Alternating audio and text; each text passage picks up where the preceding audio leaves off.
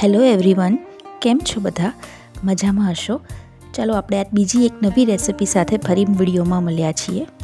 Cheesy, યમી and easy pasta. એના માટે એક આપણે તપેલીમાં પાણી લેવાનું છે. એની અંદર 1 ચમચી જેટલું મીઠું નાખી સાથે સાથે થોડું તેલ નાખવાનું છે. તેલ અને મીઠું સરસ રીતે ઉકળે પછી એની અંદર પાસ્તા એડ કરવાના છે. પાસ્તા એડ કર્યા પછી આપણે એને હલાવી લઈશું. એ પાણી ઉકળે થોડું વચ્ચે હલાવતા રહેવાનું, જેથી કરીને પાસ્તા નીચે ચોંટે નહીં. આપણે પાસ્તાને 90% કૂક કરવાના છે. 3 મિનિટની અંદર પાસ્તા સરસ રીતે કૂક થઈ જતા હોય છે. વચ્ચે વચ્ચે હલાવવું જરૂરી છે.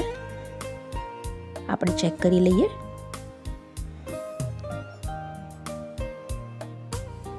પાસ્તા 90% કૂક થઈને તૈયાર છે. એને સાઈડ ઉપર લઈ લઈશું. હવે આપણે એક કઢાઈની અંદર 2 ચમચી જેટલું બટર લઈશું. બટરને થોડું ગરમ થવા દઈએ.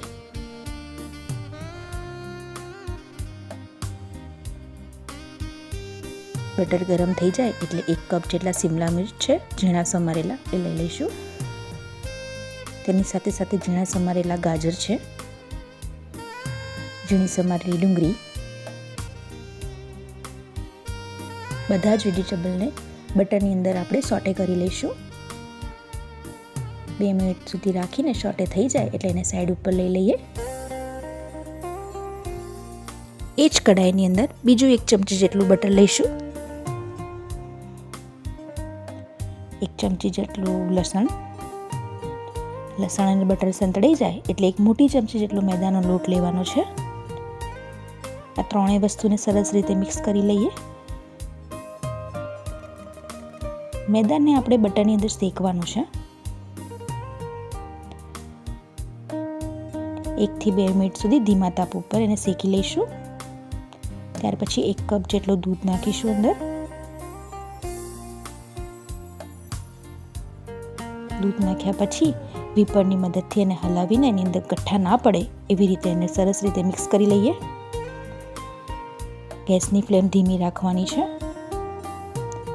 જેમ મિક્સ કરીશું એવી રીતે એકદમ થીક પેસ્ટ અને સોસ પ્રમાણે તૈયાર થઈ જશે.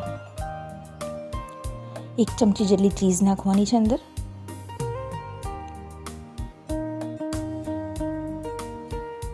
એક ચમચી જેટલું મીઠું.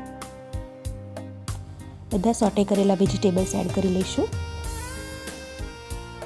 આપણો ક્રીમી ચીઝી સોસ તૈયાર છે.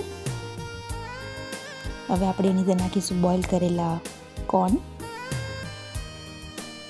વેજીટેબલ ને કોર્ન બધું સરસ મિક્સ કરી લઈએ. ગેસની ફ્લેમ ધીમી રાખીને બધી જ વસ્તુ સરસ મિક્સ કરી લઈશું.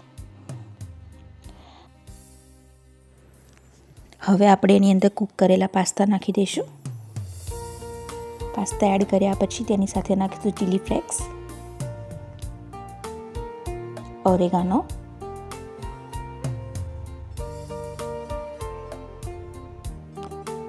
પાસ્તાને આપણે સોસ સાથે મિક્સ કરી લઈએ.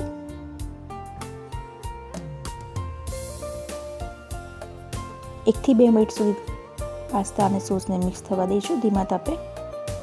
લો, આપણા ચીઝી અને યમી અને ઇઝી પાસ્તા તૈયાર છે. એની ઉપર આપણે ચીઝ ક્યુબ એડ કરીશું. ચીઝ છીણીને નાખવાથી ટેસ્ટ વધારે સરસ લાગે છે.